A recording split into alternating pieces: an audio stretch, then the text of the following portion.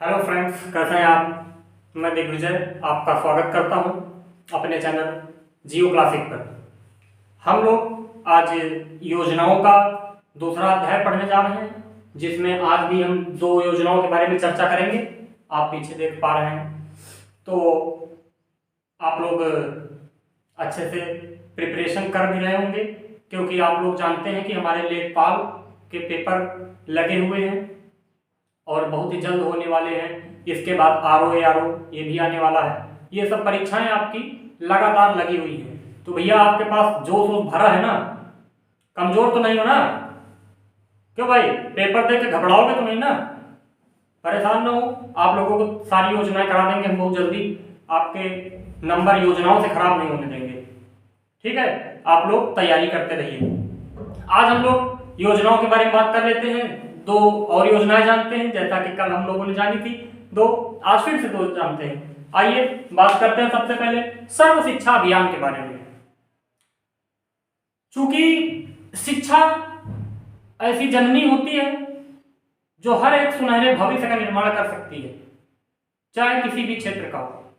तो सर्व शिक्षा अभियान जो है, इसकी शुरुआत करी गई थी हमारे भारत रत्न प्रधानमंत्री श्री माननीय अटल बिहारी वाजपेयी जी के द्वारा सन जो है आपका 2001 में। एक्चुअली ये योजना है 25 दिसंबर 2000 की, तो इसलिए अब 2000 है और सत्रकालीन कौन सा चलता है, अप्रैल से मार्च तक चलता है, 1 अप्रैल से 31 मार्च। इसलिए इसका नाम दे दिया गया। इसकी ब्लूप्रिंट रूपरेखा तैयार की गई 2001 सन 2001 में कि किस तरह से इसको लागू करना है, कैसे व्यवस्था करनी है, क्या प्रोग्राम चलेगा हमारा, कैसे कैसे इसके सेंटिमेंटल्स होंगे, ये सब तय किया गया। इतनी बात समझ में आ रही है आपको। 2002 में 2001-2 के वित्तीय वर्ष में क्या होता है, इसको लागू कर दिया जाता है, यानी इसका संचालन आरंभ कर दिया गया। इतनी बात क्लियर है, ठीक। अब इसको सही से लागू करने के लिए इस सभी को गुणवत्तापूर्ण व निःशुल्क शिक्षा देने के लिए दो श्रेणियां बनाई गई, दो कैटेगरी डिवाइड कर दी गई कि ऐसी कैटेगरी बनाएंगे कि जिनमें सबका विकास हो सके, सबको चीजें मिल सके सही से, किसी का नुकसान भी ना हो और चीजें आसानी से वितरित की जा सके। इसके लिए क्या श्रेणी बनी, एक तो श्रेणी बनी 6 से 11 वर्ष तक के बच्चों की, दूसरी श्रेणी बनती है 11 से 14 वर्ष तक के बच्चों की। बात समझ रहे हैं। 6 से 11 वर्ष तक के बच्चों के लिए जो श्रेणी बनी, इसमें यह तय किया गया कि सन 2007 तक, यानी 2001 में संचालित हुई, 2001-2 में टारगेट बना कि अगले 5 वर्षों तक, यानी 2007 तक भारत का कोई भी ऐसा राज्य, ऐसा जिला, ऐसा गांव ना बचे कि कोई भी बच्चा ऐसा ना बचे जहां पर उस बच्चे को प्राथमिक स्तर की शिक्षा ना मिल रही हो। प्राथमिक स्तर क्या होता है आपको मैं बता दूं, कक्षा 1 से लेकर 5 तक की। तो ये टारगेट रखा गया 2001 से 2 में जो चालू हुई थी योजना, संचालन हुई थी सर्व शिक्षा अभियान के तहत 6 से 11 वर्ष तक के बच्चों के लिए। 11 से 14 के लिए क्या था स्कीम सर, तो 11 से 14 वर्षों तक के बच्चों के लिए था कि कक्षा 6 से 8 तक, यानी उच्च माध्यमिक शिक्षा जो होती है कक्षा 6 से 8 तक के बच्चों के लिए, इसमें जो है लागू किया गया कि 2007 तक कोई ऐसा बच्चा ना बचे जो ये शिक्षा 6 से 8 तक की शिक्षा न ग्रहण कर रहा हो। सभी का एडमिशन स्कूल में होना चाहिए, सभी बच्चे निःशुल्क और गुणवत्तापूर्ण अच्छी शिक्षा प्राप्त कर रहे हैं। लेकिन क्या आप जानते हैं, इस बात से तो बहुत परिचित होंगे कि क्या उन बच्चों को गुणवत्तापूर्ण शिक्षा क्या मिलती है आज। मैं इस पर कोई टिप्पणी नहीं करूंगा, लेकिन क्योंकि ये राजनीतिक मामला है, आप जानते हैं, मगर आप दिल से अपने जानते होंगे कि आज क्या कंडीशंस हैं और बच्चों को कैसी शिक्षाएं दी जाती हैं, क्या हो रहा है उनके भविष्य के साथ। एक बहुत ही गलत चीजें हो रही हैं, पता नहीं इसका कब क्या सुधार होगा। आप भी लोग जब एक अच्छे स्तर पर पहुंचेंगे तो भी अपने क्षेत्र का विकास कर सकते हैं, अपने गांव का विकास करेंगे, ऐसा मुझे भरोसा है, विश्वास है, ठीक। ये था। यह सिर्फ केंद्र की ही योजना नहीं थी, इसमें राज्यों का भी जो है पार्टिसिपेशन था। इसमें केंद्र और राज्य मिलकर के इस पर धन देते थे। तो केंद्र और राज्य जो देते थे, तो इसमें केंद्र देता था 65% और राज्य देता था 35% अपना अनुदान लगाता था। ये बातें आपको समझ में आ रही होंगी। मगर यह कंडीशन पूर्वोत्तर राज्य जो हमारे हैं, 7 सिस्टर्स आप लोग सभी लोग जानते हैं, असम, त्रिपुरा, मेघालय, मिजोरम, अरुणाचल प्रदेश, ये सब जो है आपके, तो नागालैंड, मणिपुर, सब सातों 7 सिस्टर्स, जिनको चिकन नेक बोलते हैं इंडिया की, ये सब ज्योग्राफी में पढ़ाता हूँ, आप वहां पढ़ा करिए। इन सब चीजों, इन सब राज्यों के लिए और पूर्वोत्तर पहाड़ी राज्य जैसे उत्तराखंड, हिमाचल प्रदेश, ये सब है, तो चूंकि ये राज्य थोड़ा सा इकोनॉमिकली वीक होते हैं, पूर्वोत्तर राज्य और पहाड़ी राज्य, तो इनके लिए सरकार ने एक अच्छा काम किया कि इनको 90% अनुदान सरकार देगी और 10% सिर्फ इन राज्यों को लगाना पड़ेगा। पूरी नहीं दी, नहीं तो फिर जानते हैं पूरी देने से क्या होता है, आश्रित हो जाती है एक तरीके से, ऐसे कुछ इनकी भी जिम्मेदारी बनेगी। ठीक, तो ये आपको समझ में आ गई। और अब इसकी जांच करने के लिए तो आपको पता चल गया केंद्र और पूर्वोत्तर राज्यों में क्या है, पहाड़ी राज्यों में क्या है, तो 90 और 10 का रेशियो है। याद रखना, ये रेशियो भी पूछा जाता है।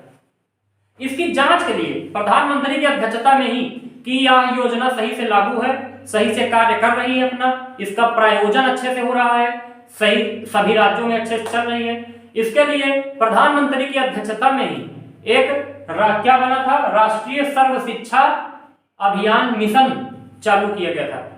बहुत ही महत्वपूर्ण है, याद रखिएगा, राष्ट्रीय सर्व शिक्षा अभियान मिशन। और इसका अध्यक्ष कौन था, स्वयं प्रधानमंत्री। बात क्लियर है?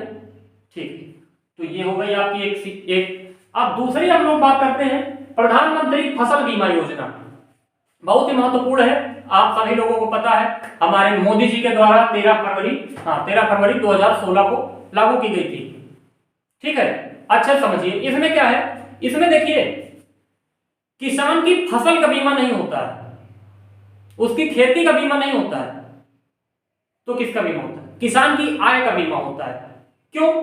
क्योंकि अगर किसान की फसल बर्बाद हो जाएगी तो क्या फसल दोबारा थोड़ा उगा देगी सरकार, उसकी आय जो होगी, उसकी आय का बीमा होता है ताकि उसकी आय को सुरक्षित संरक्षित रखे, उसकी आय बची रहे, उस आय का बीमा होता है ताकि अगर कुछ नुकसान हो जाता है तो सरकार उसकी आय को दे देती है ताकि किसान आत्महत्या न करे, किसान सूखे बेरोजगारी से परेशान न हो, किसान की समस्त सुख सुविधाओं के लिए इसके लिए चलाया गया प्रधानमंत्री फसल बीमा योजना, ताकि फसल अगर बर्बाद हो जाए तो किसान को समस्या का सामना न करना पड़े। इसमें क्या होता है, मैंने आपको बताया, किसान की आय का बीमा होता है, ना कि फसल का बीमा होता है। ठीक है, ताकि फसल बर्बाद होने पर आय सुरक्षित रहे, ये बात लिखी हुई है। शुरू होती है 13 फरवरी 2016 को हमारे माननीय प्रधानमंत्री श्री नरेंद्र दामोदर दास मोदी जी के द्वारा। इसमें किसान की जो फसलों का बीमा होता है, किसान जो अपनी फसलों का बीमा कराता है, इसमें 3 श्रेणियों की फसल जो है जोड़ी जाती है, या 3 श्रेणियों की फसलें शामिल हैं, रबी की फसल, खरीफ की फसल और बागवानी फसल।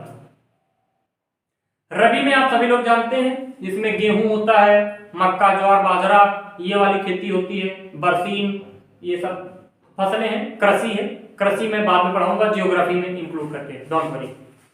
रबी खरीफ चावल वाला है ना, आप जानते हैं। बागवानी, बाग जैसे अब गर्मियों का सीजन आ रहा है, यूपी में आम की खेती होनी है, आम की बागवानी होनी है। इसमें होता क्या है, ये एक्चुअली सिर्फ केंद्र की जिम्मेदारी नहीं है, ये मैं आपको बता दूं, इसमें केंद्र सेंटर प्लस जो है स्टेट दोनों की, सॉरी, मतलब इसमें सेंट्रल गवर्नमेंट ही नहीं देगी, इसमें सिर्फ केंद्र सरकार ही नहीं देगी, इसमें जनता, मतलब जो किसान होते हैं उनको भी देना पड़ता है, प्लस फार्मर्स। मान लीजिए 100 रुपए का बीमा होना है, मान लीजिए 100 रुपए का बीमा होना है।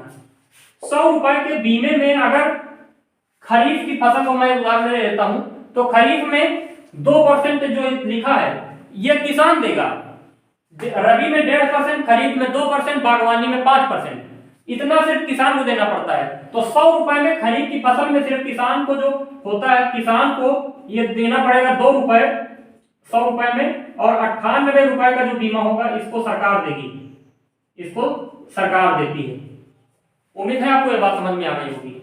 ठीक, अर्थात ये किसान और सरकार दोनों की संयुक्त योजना होती है, संयुक्त रूप से बीमा चलाते हैं। बीमा की किस्तें जो भरी जाती हैं, किस्तों में किसान भी देता है अपना और सरकार भी देती है। बात समझ में आ रही है? ठीक है।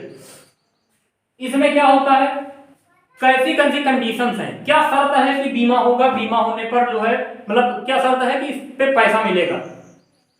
तो शर्त यह है कि जैसे अग्निकांड हो गया, ओलावृष्टि हो गई, सूखा पड़ गया, बाढ़ आ गई, या कह लो कि कीड़े मकोड़े फसल को खा डाले, है ना, तो ये सब चीजें, भूस्खलन हो जाता है, इन सब चीजों को इसमें शामिल किया गया, है ना। अब इसको शामिल करने पर क्या होता है कि अगर कोई भी फसल जैसे इस कारणवश बर्बाद होती है तो आप सूचित करोगे, इसकी सूचना दोगे, सरकार के पास किसी तरीके से पहुंचाओगे माध्यमों से। ठीक है, लेखपाल वगैरह लेकर लिख के जाता है जिसकी आप तैयारी कर रहे हैं, तो वो सब आगे बात पहुंचती है, उसके बाद आपका पैसा आता है। इसमें एक्स फैक्टर एक और है कि अगर आपकी फसल की कटाई वटाई हो चुकी है, उसके बाद भी अगर आप क्लेम करते हो, मगर क्लेम की जांच होगी। ये नहीं है कि गेहूं भी काट के रख लियो अंदर और बता रहे हो साहब हमारा जो है खरीफ पूरी रबी फसल बेकार हो गई है, गेहूं हमारा सब जो है कीड़े मकोड़े चढ़ डाले हैं, सूखा पड़ गया है। ये सब जांच होती है, तब आपको पैसा मिलेगा, तब भी आप क्लेम कर सकते हो इस बात पर। ये अपॉर्चुनिटी है आपके पास।